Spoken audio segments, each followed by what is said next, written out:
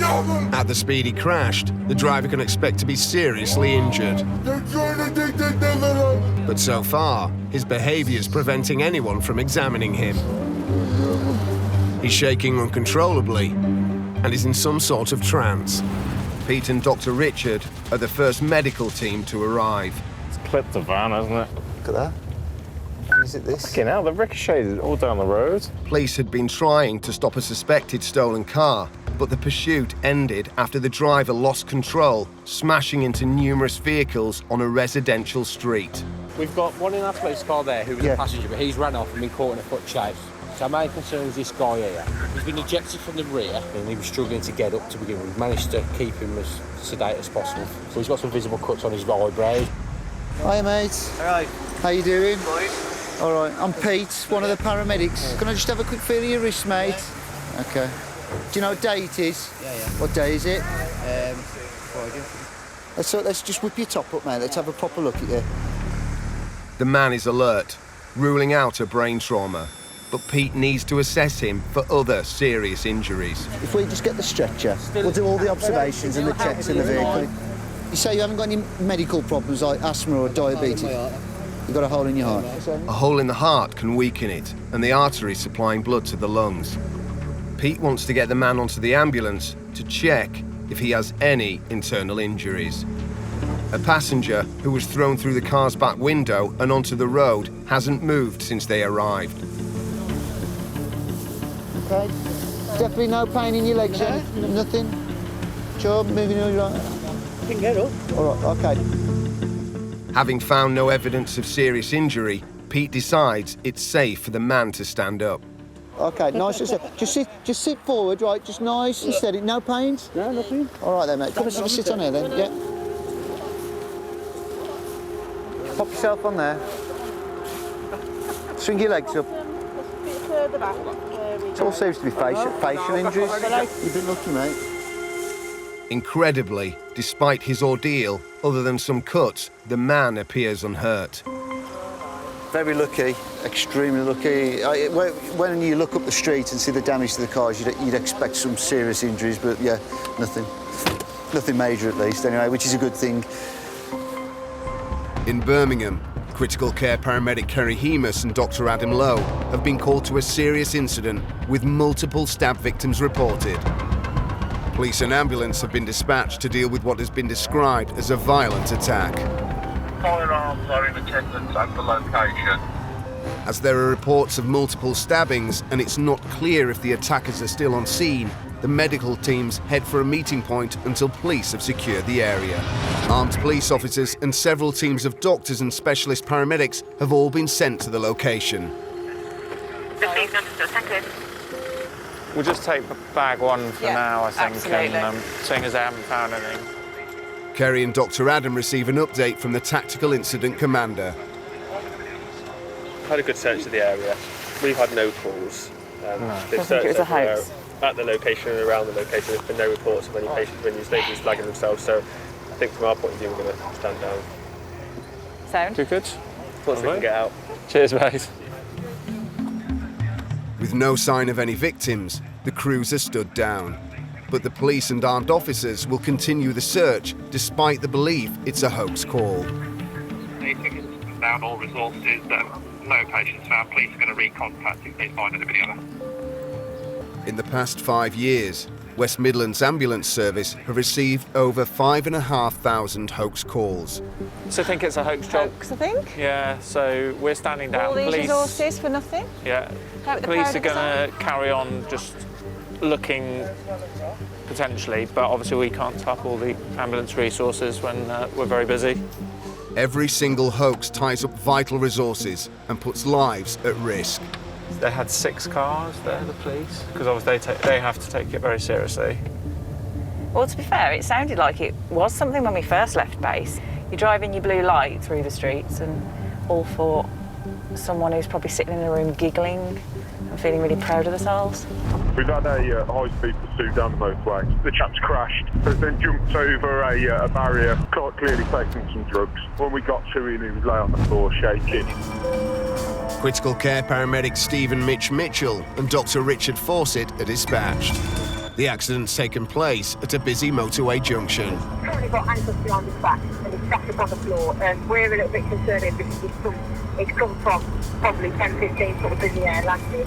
Be able to try and get further and then we can actually see him along. I think that's the job down there by the looks of things. Okay. So potentially he's jumped over this right-hand blood thing, that's what they were talking about.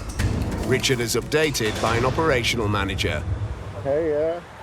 So basically it crashed at approximately 120 miles per hour up here following a police pursuit. Oh, wow. He's then jumped over here.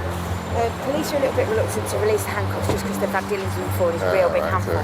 He is so sweaty. He's probably taken something, well, hasn't he? they've found loads of Class A's in his car, so we're not sure if it's the fact that he has come down and hit something, or whether he's under the Probably a influence. combination of both, to be honest. At the speed he crashed, the driver can expect to be seriously injured. You're right there, But so far, his behaviour is preventing anyone from examining him. He's shaking uncontrollably and is in some sort of trance. So has he been like this since you guys got to him? Police and paramedics have restrained him for his and their safety. And it's... 1, 2, 3. What's your name, mate?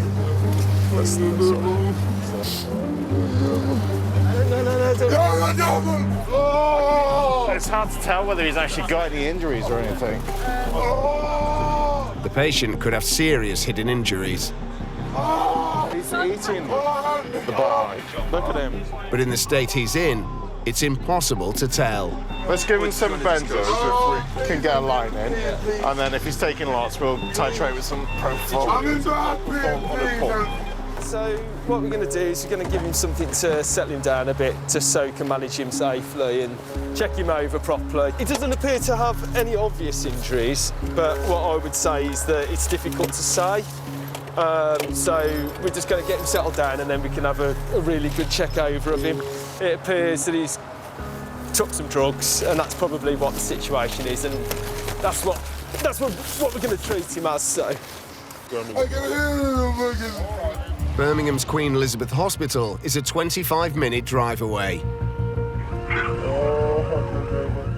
Over the course of the journey, Dr. Richard closely monitors the patient to make sure his vital signs remain stable.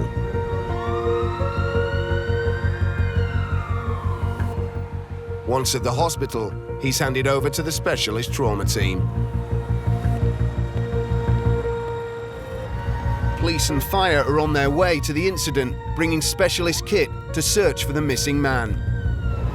And so if the patient is found, then we've got to do everything we can to, optimise the chances of a good outcome. It is a large-scale joint operation with police, fire, ambulance crews and search and rescue teams out on the water. What time is it now? It's 20 past, and we think he went in at 2:30.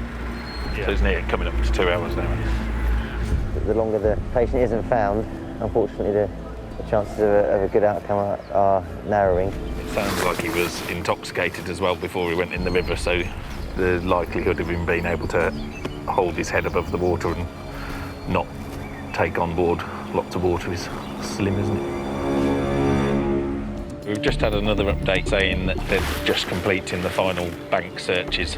Obviously it's getting a bit lighter now as well, and if they don't find anything now in the next couple of minutes, then all the ambulance service resources will be stood down and it will become a body retrieval recovery, unfortunately. It's now 2.5 hours since the 999 call. So I've just had the final stand down for us from the tactical incident commander, so they're calling off the search. He said that we can stand down and return to base. In 2019, there were nearly 6,000 suicides in England and Wales. 3/4 of them were men. Sadly, it's turning into a body retrieval, body recovery, so sad case, unfortunately.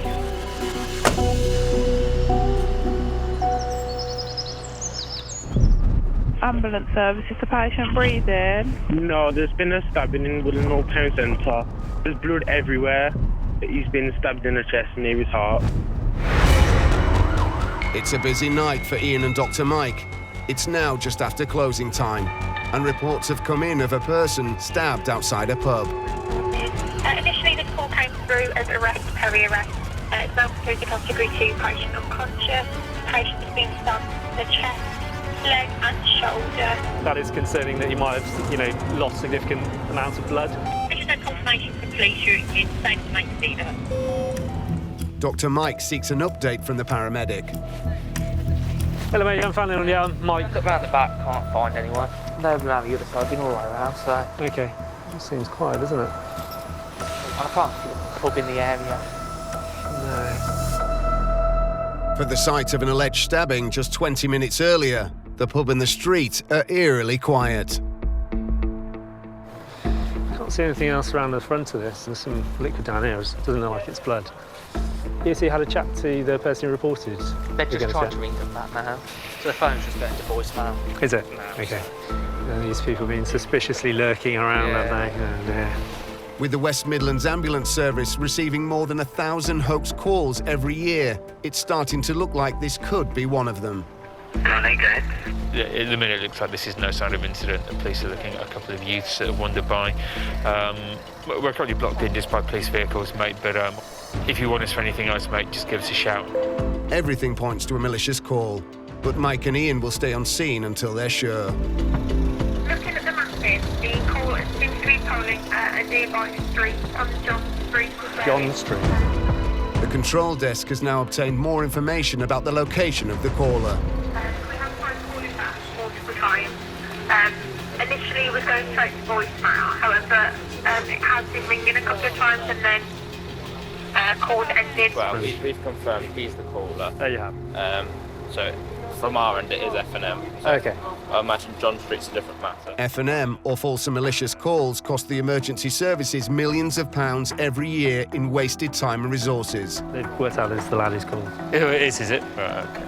He was here when we first got here. He was over here and then he disappeared off and he's come back here.